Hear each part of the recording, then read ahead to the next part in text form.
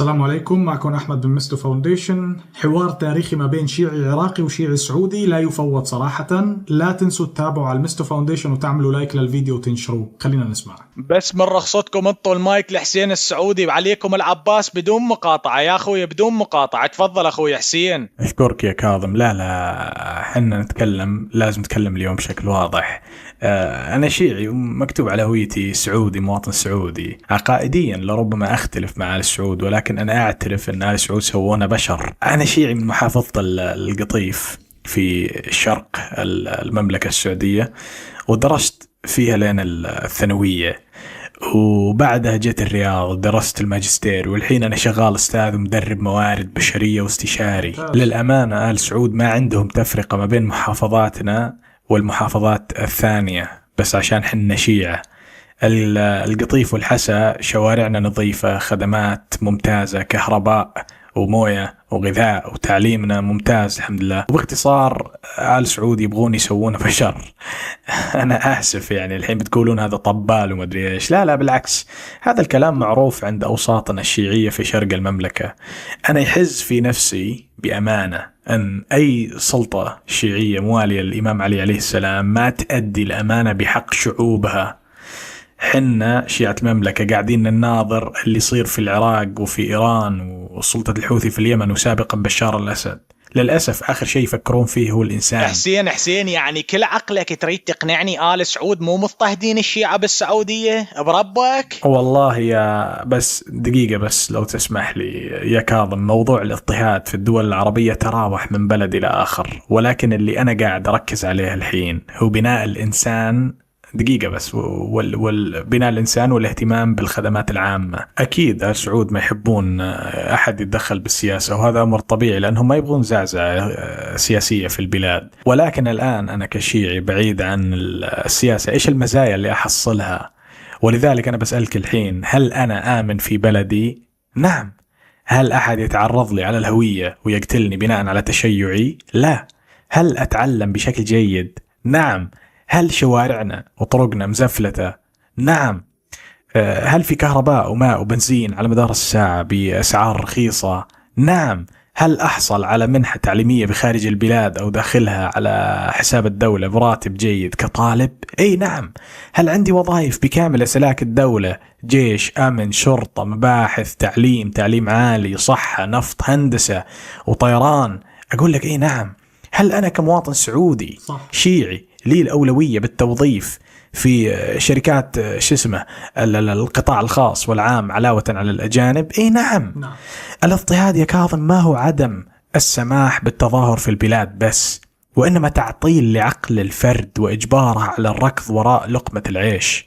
الاضطهاد هو تجهيل الشعب بمهاترات حصلت قبل مئات السنين ما تأثر على حياة المعاصرة. الاضطهاد هو أنك تعيش على أرضك وتخاف أنك تقتل على الهوية الدينية، أو أنك ما تتعلم بشكل جيد، أو ما تحصل شغل جيد، أو أنك تضطر للهجرة بسبب سوء المعيشة. خذ على سبيل المثال، أنا شيعي وكل عائلتي وجيراني شيعة، وحنا ضد ظواهر اللطم والتطبير وتقبيل أرجل الزوار والزحف في الطين والقذارات أكرمك الله، وتمثيل دور الإمام الحسين عليه السلام في المسرحيات. هذا عار.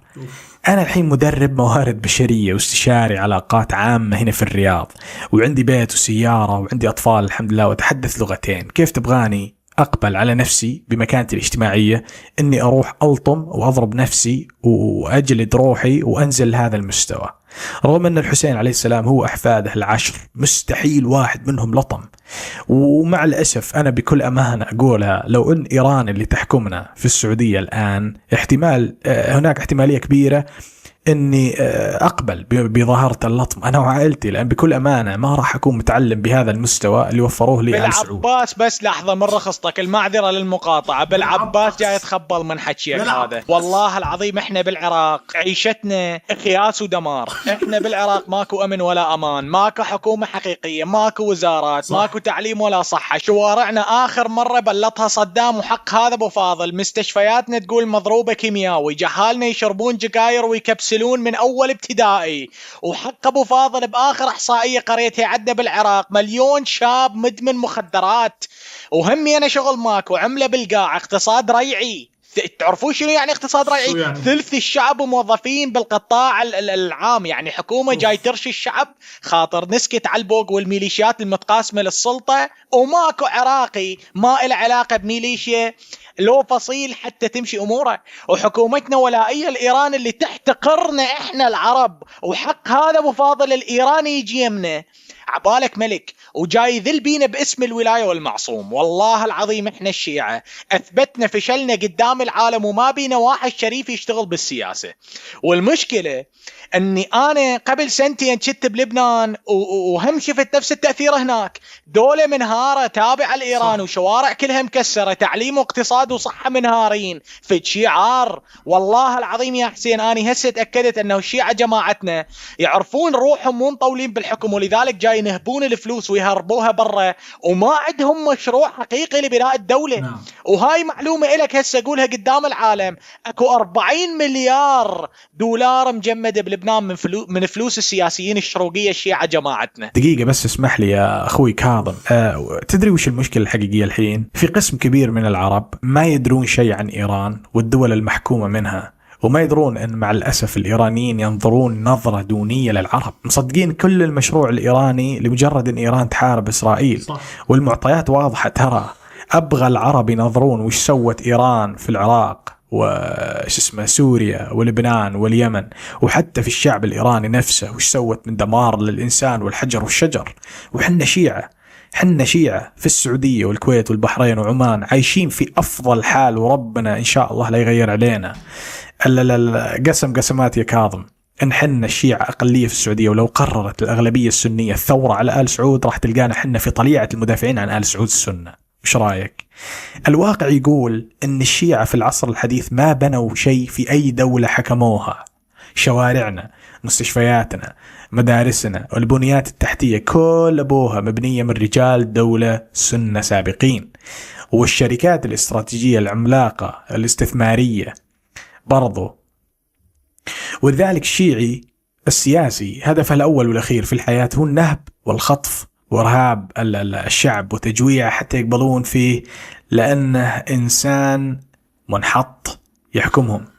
ولكن كاظم، أنا بنهاية المطاف راح أقول لك أن الحياة الحقيقية هي ليست لطم وتطبير، وإنما أمان وتعليم وسعادة وصحة فقط. هذه الأشياء ليست حرام، وإنما واجب على كل إنسان أن يوفرها لعائلته، وواجب على كل دولة أنها توفرها لشعوبها ورعاياها. ودمت بخير. والله أنت اللي دمت بخير. أقسم أول مرة أنا كنت عايش بالسعودية، ولا مرة ناقشت شيعي بالسعودية، ولا مرة. هاي أول مرة بسمع شيعي هيك عم يحكي بالسعودية. يعني ما عندي علم إنه مثقفين لهي الدرجة بصراحة. يعني أنا بعرف شيعة العراق بس، هدول اللي بنشوفهم وما بعرف شو بعده بيلطموا وكذا. يا لطيف والله العظيم، شيء بقشعر البدن. تابعوا على المستو فاونديشن مشان يوصلكم كل جديد، ولا تنسوا تنشروا هذا الفيديو. سلام عليكم.